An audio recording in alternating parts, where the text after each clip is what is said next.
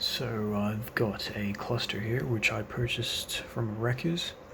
It's a Ford cluster, and I've got it connected up to power as well as to the to a CAN channel of an STM32 Nucleo board.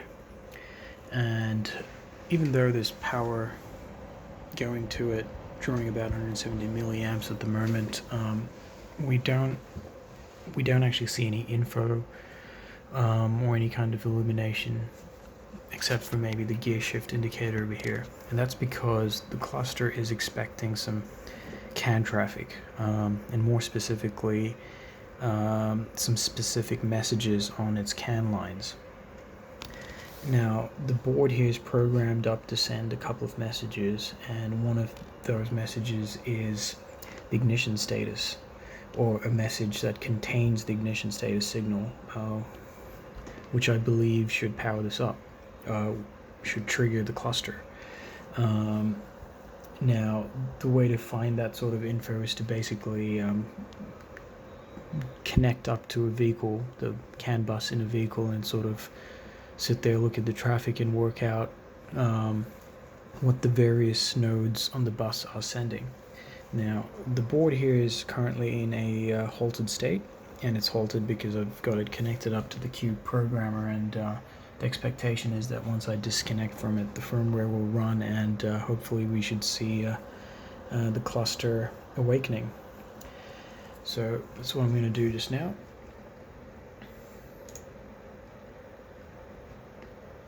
And there you go. And it's now drawing a healthy 500 milliamps or so. And obviously there's all sorts of warnings because, well, nothing else is connected, and the cluster's expecting other CAN messages from various other nodes, which we don't have, or which I'm not simulating.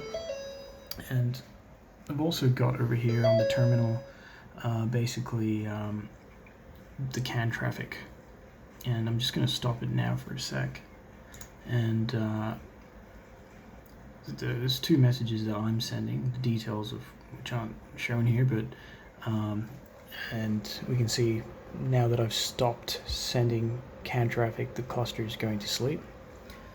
And so back to the terminal, you can see the cluster is sending a whole bunch of data back to us, and I'm periodically sending these two messages.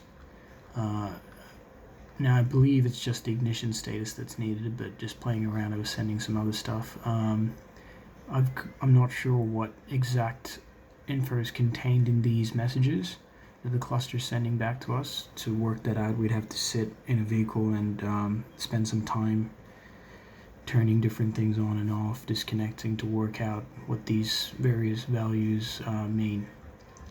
But for now, we can, have some basic conversations with the cluster and see what else we can find.